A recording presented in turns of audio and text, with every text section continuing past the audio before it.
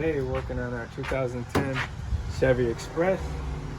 What we have going on is we have a leaking booster pump. Now what you're seeing here is I've already replaced it, so you won't see the leak, but we had a bad leak that was leaking from here and underneath. What happens is that there's a seal inside of the booster pump that goes bad and ends up leaking.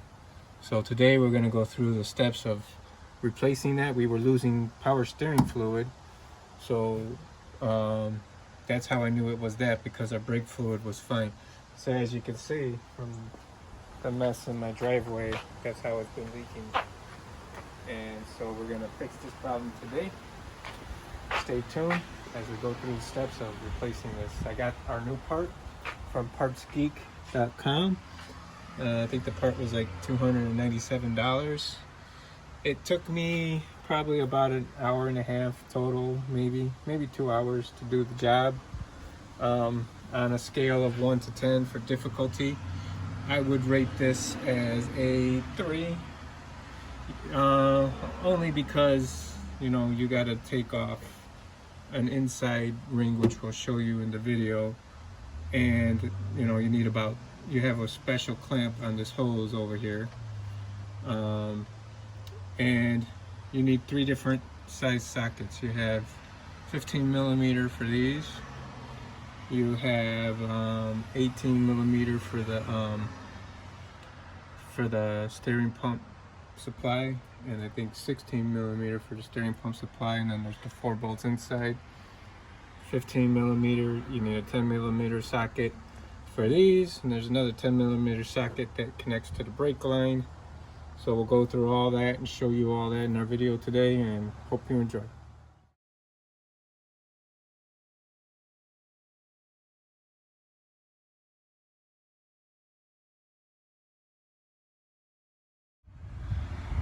We'll go ahead and get our master brake cylinder off. There's these lines that are flexible that'll help this move out the way easily, so we shouldn't have to disconnect the brake master cylinder and bleed the brake system. All right, so we got our bolts off. On this one, you want to make sure you have a short 15 millimeter or maybe a ratcheting 15 millimeter a ratchet wrench. It's easier to get off. There's not much room to maneuver around this side, but once you get to a certain point, it's you can release it by hand. Another thing we want to do is we're going to go ahead and unmount our steering pump, our steering fluid reservoir, and I believe that's a 10 millimeter. So we'll go ahead and unmount that. This just gives us a little bit more working room when trying to get the booster pump out, and also room to move the brake master cylinder, kind of tuck it out the way.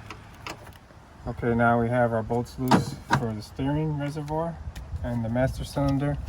We're going to go ahead and move this out the way okay, so we got that disconnected. We'll set that right there for now. So as you can see how bad it's leaking, and it's leaking power steering fluid.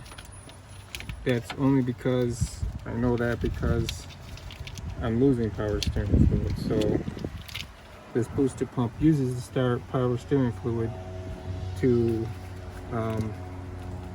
help the braking system. Okay, next what we're going to do is we're going to go ahead and get this hose removed, and it does have this special crimp clamp on it. We're going to try to just loosen it a little bit because we're going to try to reuse it. So we'll wiggle this off, see if we can wiggle it off. So it looks like it's coming off.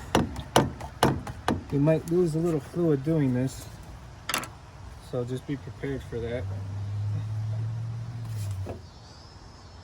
Okay, so we got our steering pump reservoir off. We'll go ahead and put that to the side.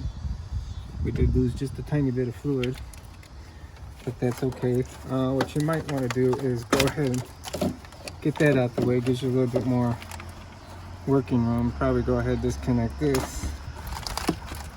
Okay, so now we got a little bit more working room.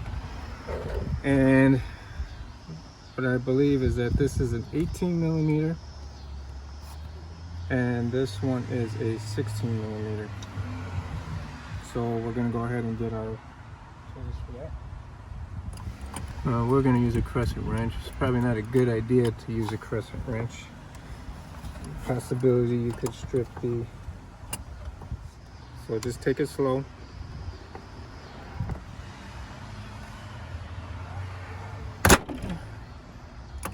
So I don't know if we loosened it.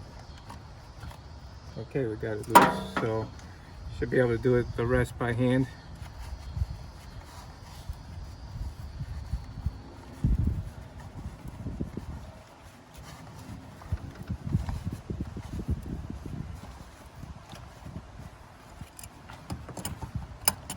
Okay, now there is an O-ring on the end of this. I've seen a lot of people say to replace that, but we don't have an O-ring today. So we're just going to be careful with this. It's not leaking from there. There's an O-ring inside of this component. If you could tell, there's some bolts right here. This piece actually comes off. There's an O-ring inside of there. So I don't, it's probably on the end of this plate. Okay, so there's an O-ring. So we're still losing some fluid, which is okay.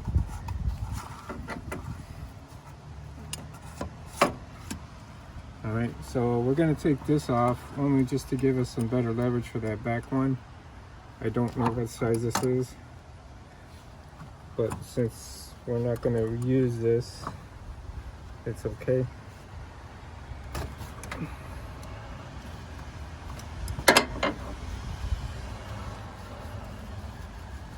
Okay, so take this off, get this out of our way.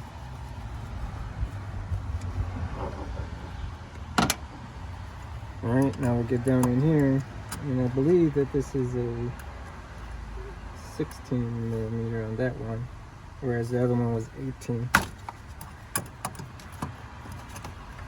Okay, so that loosened pretty good.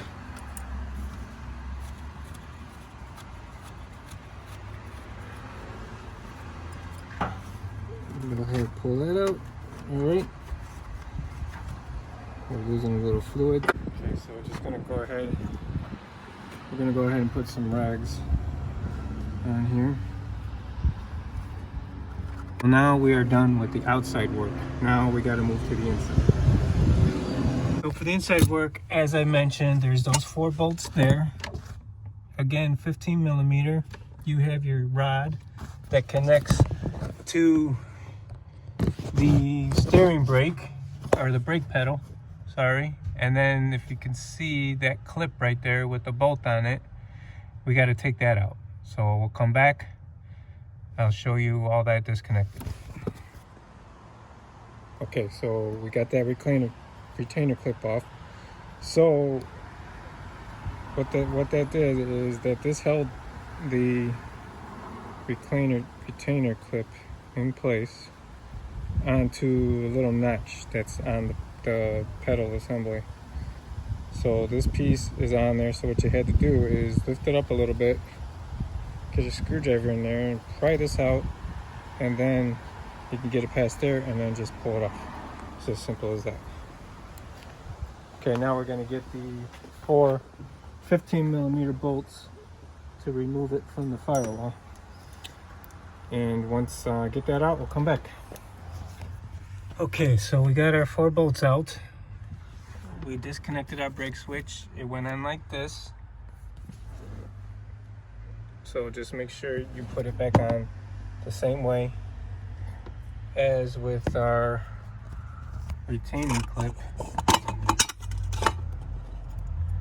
Make sure that goes back on the same way, which will be this orientation, straight up, clip it down, and then insert the bolt and tighten that down. All right, so now we're gonna go ahead and get our old booster pump out. So take care of your lines. Don't damage them. Okay. All right, so now we got our old unit out. All right, now if you see inside of here, there's something missing in this one. So that's what's called this plunger and retainer clip. So what we got to do is we got to get that retainer clip out of there. You see it's kind of like on there wedged. So there's a spring, a plunger, and a retainer clip. So what we're going to do is we're going to go ahead and get that out.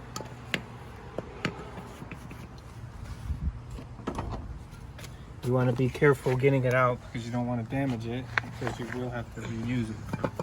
And I don't know if they make replacement parts for this, so we just want to take extra special care in getting this out. Okay, so we got our spring and plunger out. Okay, just like that. What we're going to do is we're going to go ahead and give it a little wipe, clean it up a bit.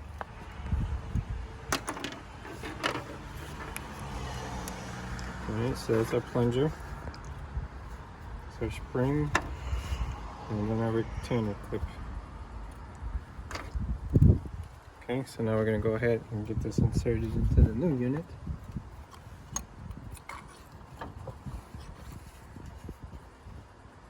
Okay, goes in like this so that that will seat inside of the spring. Go ahead and give it a good push.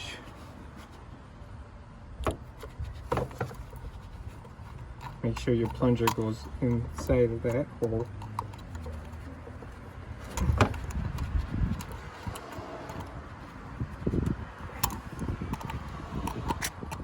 Oh, looks like we have some fluid in here, which I did not know. Want to make sure it's in there right. Okay, it looks like we have it right. Okay, so now we got our new unit in.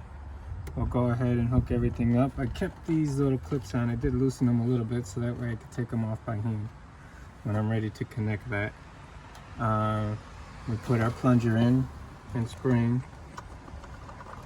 So we'll go ahead and tighten it up from the inside, get the brake pedal switch back on, and I'll come back.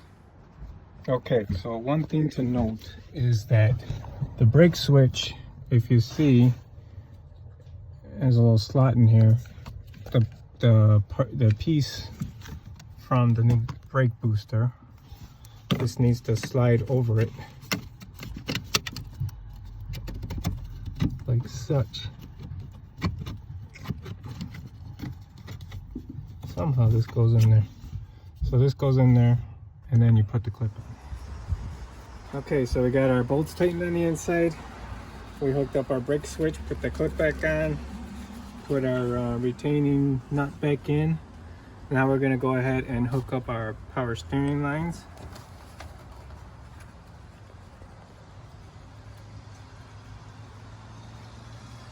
Do this one first. Actually, why don't we do the smaller one first, so that way we have a little bit more leverage to get back there, because in this case I don't want to take this off because I don't want to ruin the seal on it, just in case. Okay, so we're going to go ahead, get this one in there. We'll hand tighten it. Looks like this tightened pretty good. And we'll go ahead and give it a few tightens on the wrench. I guess what we are going to do is, I don't want to do this, but we are going to take this off just so we can get more leverage.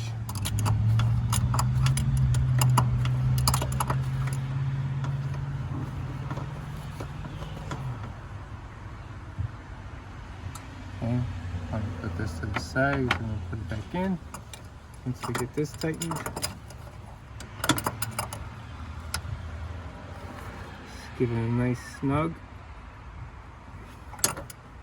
Okay, that one looks good. I want to make sure that, get this behind that line. That way it'll seat in there straight. You don't want to seat these wrong. I've had the issue with some brake lines where If it's not seated correctly, it'll leak.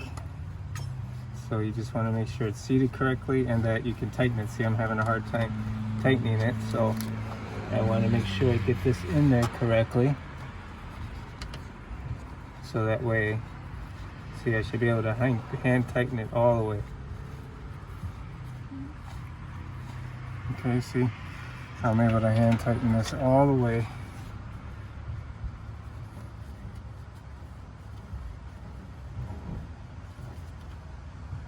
Okay, get our wrench. Okay, so we got that nice and snug. That's nice and snug. We'll go ahead and put back on our hose piece. This is the piece that connects to the steering reservoir. Go ahead and get that on.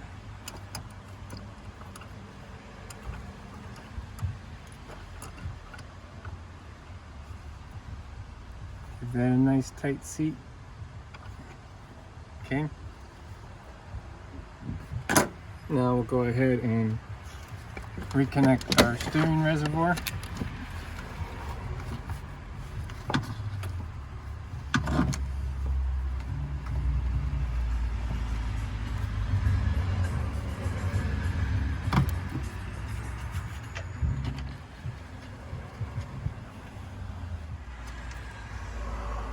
Go ahead and get our 10mm socket again.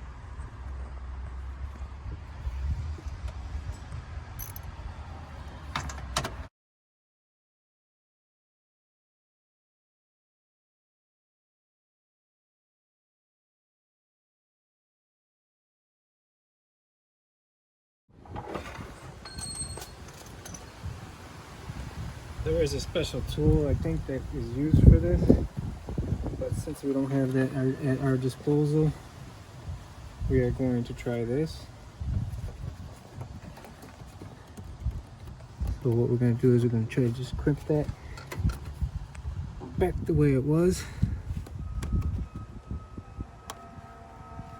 Okay, so we'll see if that does the job.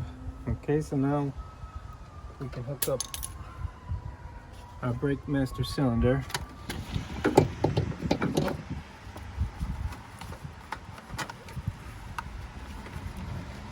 Then we go ahead and get we'll go ahead and hook up our brake lamp. Okay, so we put our back on our master cylinder. We hooked everything back up. Now what we're gonna do is we'll clean everything off. We're gonna check for leaks.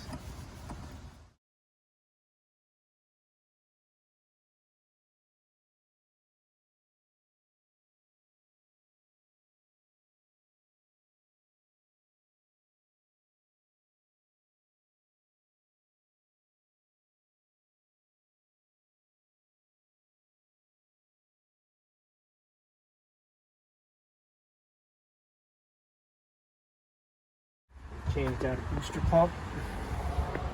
This is a 2010 Chevy Express. I think this is pretty much typical in most 2009 through 2012 Express vans, GMC Savannah vans. I think this is also the same kind of pump used in Tahoes, Suburbans, Silverados, and Sierras. So if you have any of those vehicles within this year range, it's probably the same procedure that you have. So until next time, fix it with Jeff.